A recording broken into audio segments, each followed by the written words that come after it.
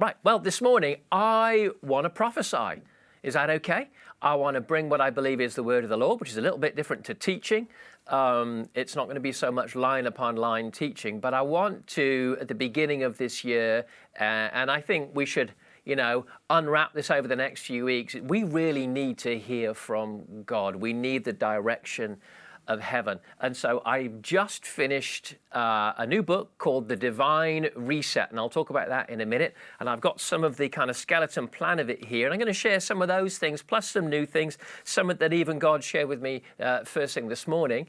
And I want us to begin to get aligned with what God is saying, because there's nothing more powerful than that. First thing this morning, I woke up to quite a vivid vision. And in the vision, I was accelerating down a road super quickly, and I was speeding through things, and then I found myself speeding through some quite scary stuff really quick, like I was going through some kind of creepy fairground ride, you know what I mean, with creepy faces, but I was speeding through it. Then I found myself on an open road, and again I was accelerating along an open road. I really feel God is bringing us into a season, a moment of acceleration right now. We've been in something of a pause. I'll share more about that in a moment. But I really believe acceleration is coming. So I prophesy that over you this morning in the way that it came to me. In fact, something that I'll often do is I'll start my day by just checking out what's called the Daily Light. It's a little app, used to be a little book, and all it does is collect verses together. And it's a great way just to make sure, little good habit for life, make sure your first thought in the morning, before you try and look at the news headlines or social media or whatever it is that you do, the newspapers, get the word of God on you first thing. There's something about the clean slate of your mind and your soul first thing in the morning. So I'll often reach for my Daily Light just to read a little collection of scriptures before I even look at anything else. And so I had this vivid vision of accelerating down a road. Then I opened up my Daily Light, and this is what it said. He led them on a level road. The Lord found Jacob in a desolate land, in an empty wasteland where animals howl. He continually guarded him and taught him. He continually protected him like the pupil of his eye. Like an eagle that stirs up its nest, that hovers over its young, so the Lord spread out his wings and took him. He lifted him up on his pinions. The Lord alone was guiding him. Even when you're old, come on everybody, I will take care of you. Even when you've got grey hair or no hair, okay, I added that bit, I will carry you. I made you and I will support you. I will carry you and rescue you. There's a collection of verses, okay, not from one place. It goes on. He restores my strength. He leads me down the right path for the sake of his reputation. Even when I must walk through the darkest valley, that's that scary bit I was going through, I will fear no danger, for you are with me. Your rod and your staff, they reassure me. The Lord will continually lead you. He'll feed you even in parched regions. He'll give you renewed strength, and you'll be like a well-watered garden, like a spring that continually produces water. For God, our God, is our defender forever. He guides us. Who is a teacher like him? Whoa, come on. We're coming into the year of acceleration. If you ever played a computer game, when I play computer games with my son, Zach, I sometimes fall so far behind the very last person on the race. Imagine a racing video game, right? That the computer is eventually merciful towards me, and it does what you call a catch-up. It kind of picks me up and accelerates me and brings me right up at least next to the last person in the race. Sometimes it even accelerates you past loads of other people, and it places you down as if you'd not missed a step or a beat. And I believe that's what God is going to do this year. He is going to pick some of us up, and he's going to accelerate us as if there was not a moment wasted by 2020. He's going to bring you into new things, and you're going to realize you have not missed out. He has restored the years that the locust has eaten. He's brought you through with acceleration. I've got to be honest with some of you, get this perspective. Even think of train tracks now. Even though some things have felt like they're pausing and stopping, you're going to discover in this season other things parallel have been accelerating under God. And you are going to find that God has accelerated you into new things by using the last season. We are coming to a season of acceleration. Wow, that's just my little bit from this morning. That isn't in the book. That's just something that I felt as I woke up this morning. It's time for acceleration, people. The prophetic words of God are so important. In 1 Timothy and chapter 1 and verse 18, the Apostle Paul is talking to his spiritual son Timothy, and he says this, Timothy, my son, I give you these instructions in keeping with the prophecies once made about you, so that by following them, the prophecies, you may fight a good fight.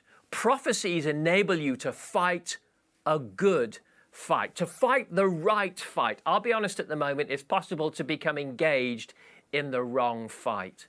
I've said several times lately in the last couple of months while I've been preaching to you online, I've talked about the fact that psychologists talk about the reality that we actually all live in our own narrative, our own storyline.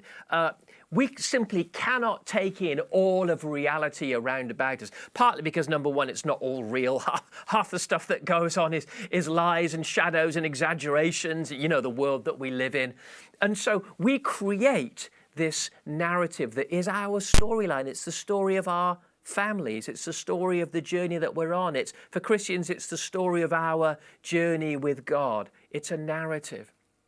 There's lots of other stories flying around at the moment. There's the story of, what's hitting the headlines? What might be trying to steal your narrative? You might be out there and you are really into the narrative of COVID and all that's happening with the pandemic. You might be anti-COVID or anti-lockdown. You might think it's a bit of a hoax, well, let's not go there. There are other people that are pro-vaccine, joyful that this has come along, others that are anti-vaxxers. There's narratives, there's storylines, and we're getting all of our information. Some people are pro-Trump, some people are anti-Trump, right? There's all sorts of things. Oh, what have we faced at the moment? Brexit. Some are pro-Brexit, some are Remainers and really wish it wasn't all going on. These are all narratives, listen to this really carefully now, that you can choose to engage your heart in deeply or not. I'm not saying that there aren't important things that we don't have to take notice of, but I want you to catch something. We have a lot of choice about what we choose to focus on. Whose narrative will you believe? If you spend all your time listening to the news, you're going to end up with a narrative given by that particular news channel. Let me put it a slightly different way. Whose report will you believe? Or, you get where I'm going?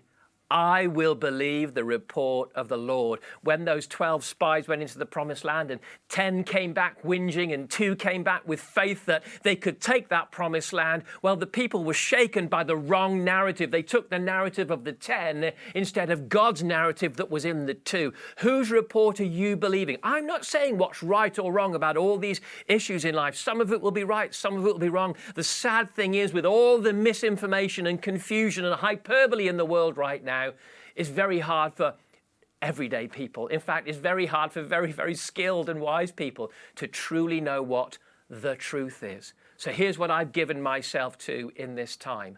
I've decided I'm going to wrap my life up in the report of the Lord, the narrative of the Lord, not what a government's doing, not what is happening in US elections, not what a pandemic's doing. My major focus, even though I have to deal with some of the other things in life, my major focus is going to be this. I'm taken up with the narrative of God. I'm taken up, which is why I read this scripture, with prophecies from heaven, because I've never known a more prophetic season in my life.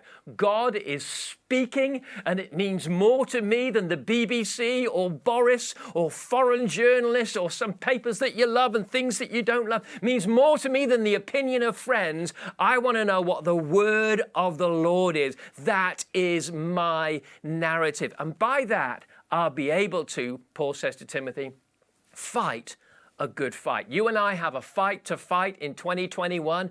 And let me tell you, you do not need newspaper headlines to help you. You need the word of the Lord. And that's what I want to share with you. And I want to stir you up to go seek God and stretch for it yourself as well. Let's get immersed in God's narrative, because there's work to do for the kingdom. Okay? There's work to do for the kingdom. In this new book that I've written, The Divine Reset, I kind of go through some of the prophetic words, and I just want to share a couple with you this morning before we run out of time. But let me give a little bit of context for it for a moment before I read to you kind of a major prophetic word that I'm then going to unwrap further tonight in the in-person service. Here's just a few things to think about. God has been speaking so powerfully this year. It shouldn't amaze us as Christians that this year has not surprised God. Last year, 2020, has not surprised God. The pandemic hasn't. Even the reaction of governments, whether you agree with it or not, has not surprised God. In September 2019, I had a dream. And in the dream, I was wearing a watch, something that I don't normally do. And it was a classic watch with hands, okay, not a digital watch. And you know how you get a little square where the date protrudes through? Well, in my dream, the date square had protruded through and stopped the hands from turning. They'd hindered the hands from turning around. I then had a second dream the same night. And in that dream, I was walking, and instinctively I knew in my dream it was daytime, but it was completely dark. Listen to this, as if the sun had been delayed in the sky. I checked my prophetic journal where I write down all my dreams and words that God gives me. And I checked it a little while ago. And in the journal, after both those dreams, the next morning when I noted the dreams down, I wrote next to it, a pause is coming. Well, as you know, I've already said many times, Dr. Sharon Stone, who's with us this Wednesday, was with us the beginning of last year, January the 18th, I believe it was. And she prophesied a new era is coming. But she said, but first there will be a short pause. We are living in a pause time. That's what we've lived through in 2020.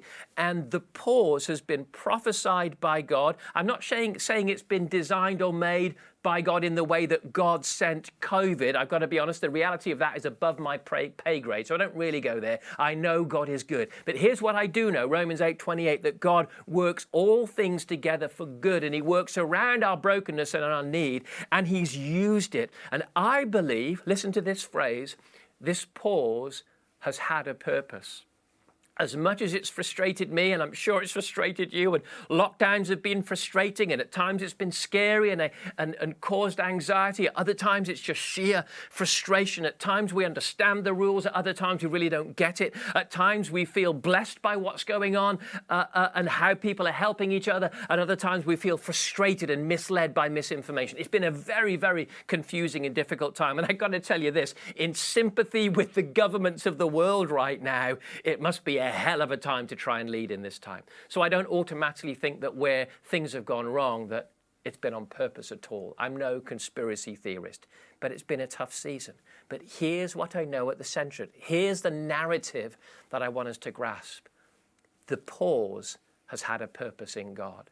I believe we're going to come out of it this time, having said, you know what?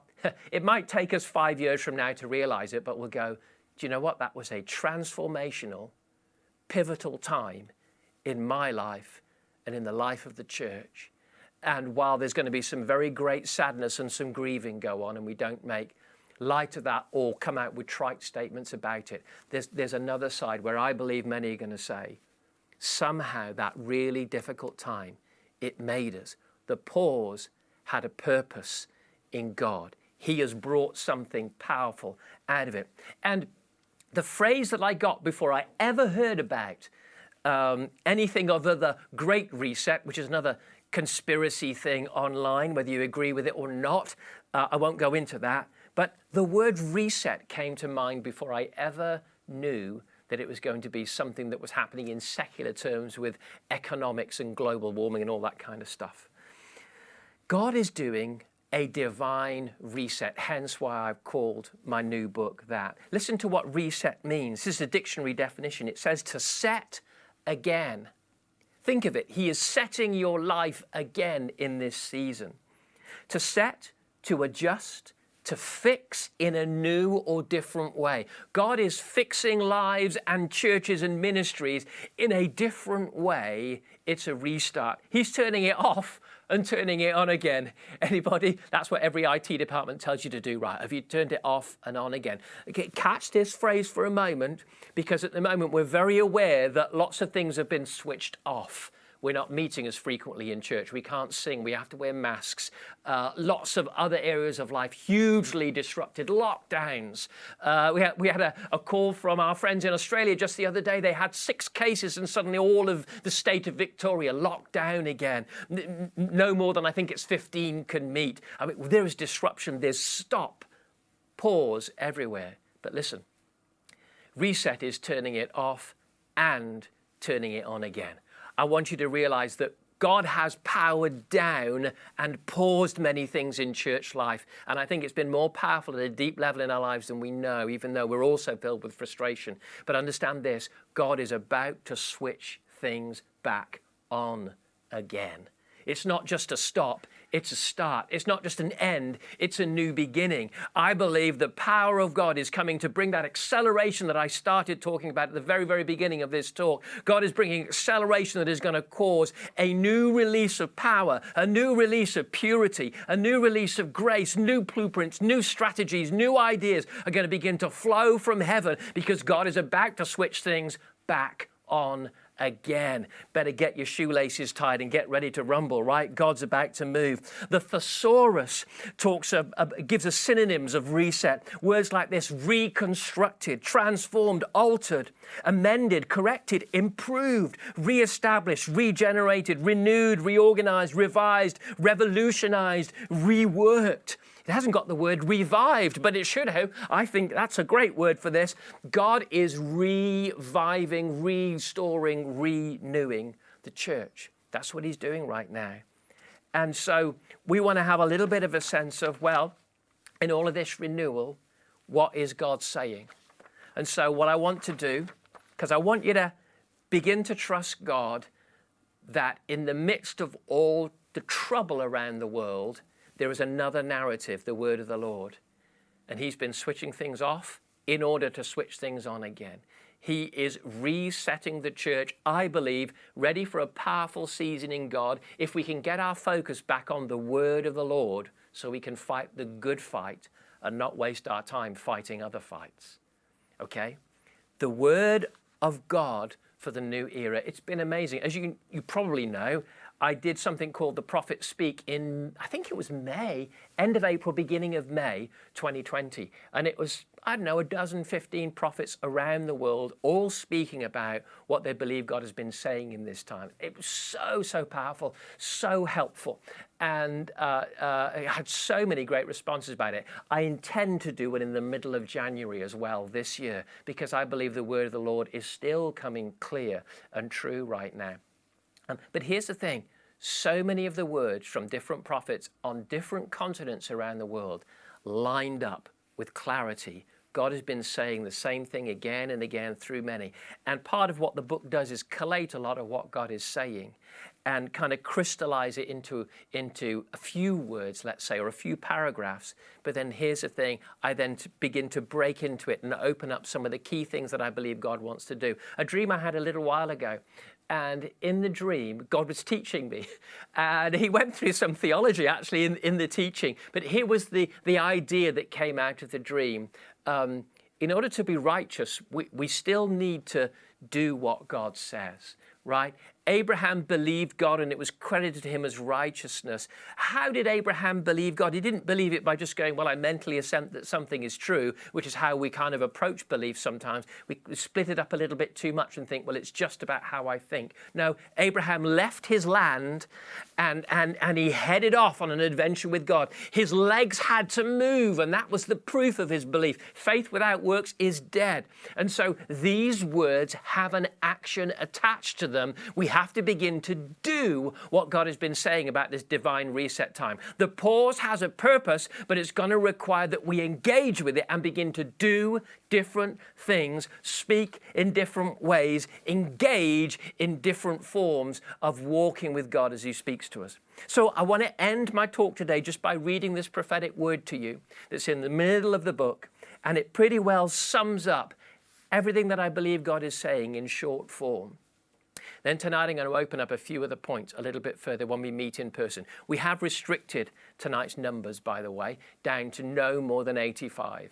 We didn't want to gather over 150 people while we're still questioning what this new transmission rate looks like and things like that. So there's going to be lots and lots of space in the service tonight. If you are planning to come, we've cut the numbers down, but I'm going to preach it, and what I say will be podcasted, so you'll be able to catch it on the Revived Church podcast afterwards. But here, let me end by reading to you a prophetic word that I believe sums up a lot of what God is saying right now. Are you ready? Listen to this. Out of the storms and shaking of this new dawn will form in my people a clear new vision, accompanied by an unveiling of fresh power, purity, and my strategies for this time.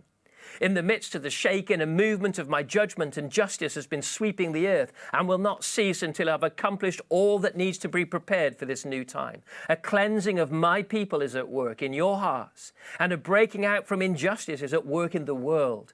There is yet more to be unveiled, more to be confronted, more to be purified and cleansed, ready for the next great movement of my spirit in the earth. But do not fret. I am at work in the midst of the fear, the storms, and the limitations. I'm calling my people back to the prayer rooms in droves in this season, to encounter my presence and thus release my glory among you. My jealousy for your intimacy is calling out to your heart, and from that undistracted place will flow waves of outpouring, releasing miraculous power and amplification of my voice in your heart. Dreams, visions, encounters, visitations, and manifestations will become increasingly commonplace for you as I gradually raise the intensity of my presence among you.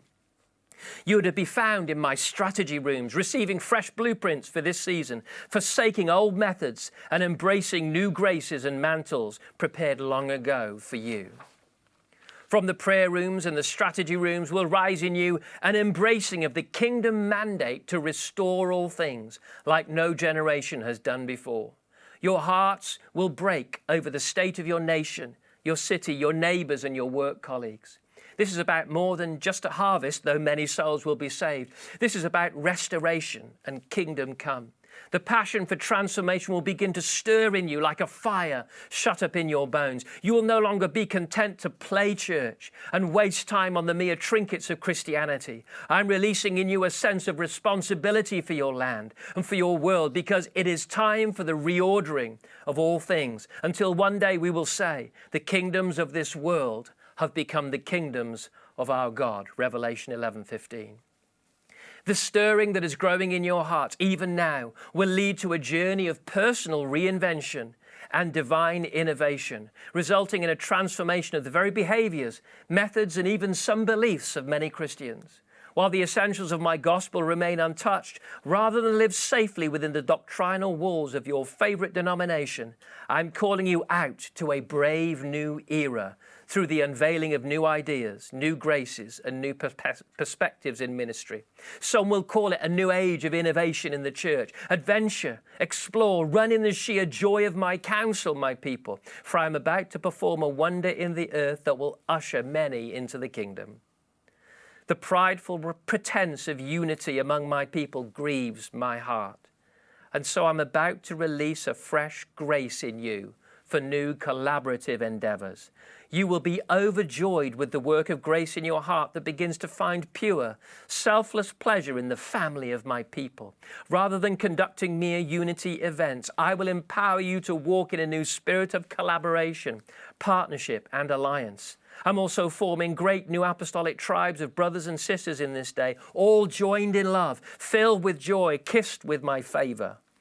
Many of the old organizational structures of your youth will be deconstructed and crumble at the weight and the speed of the innovations, pace and glory about to be released. Look for true fellowship, for there you will find my favor. Just a couple more paragraphs. I am releasing the spirit of Elijah upon the earth. Matthew 17:11-13.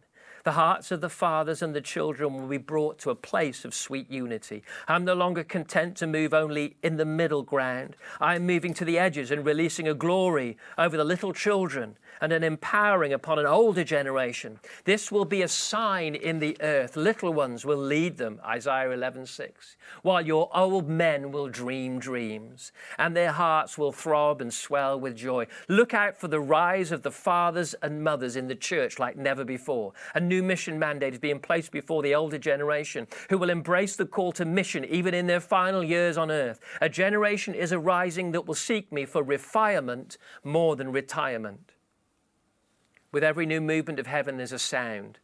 And this day shall be no different. From the prayer rooms of my house, I hear a new sound arising. It's a sound of war, a sound of worship, a sound of declaration and victory. But you shall not only hear the sounds of my people as they are stirred, but also the sounds of heaven. The trumpet blasts of my purposes are being released. The mobilized angelic hosts are cheering. The joy of the whole earth is coming among you. You cannot be silent, my people. You must sing, you must shout, you must declare. Let us do that together, you and I, heaven and earth in unison. Many worship ministries will be lifted from the human platforms of the earth to the throne room of heaven in this coming era. Many will sing as if seeing the very face of God. Prophetic psalmists will melt the hearts of the authorities of this earth. And as I did in Jehoshaphat's day, my glory will be revealed among the praises of my people. Let your new sound arise. So, my people, do not be afraid. Faint not. This is not an end. It's a beginning. And what is more, I am with you, and I have gone before you. You shall not fail, but rather all will be unveiled, and we shall stride the earth together in this time, that the kingdom would be seen in the nations. Whew, that was a bit longer than I anticipated. I hope you got something from that. God is about to do something incredible. He's about to turn on his purposes after this period of pause, this time of pause. Make sure you have made the most of this pause time, because these things are about to be unveiled and stirred in God's people. Make sure you are about, around, engaged in the correct narrative. Fight the good fight. Listen to the narrative of heaven. Whose report will you believe? I will believe the report of the Lord.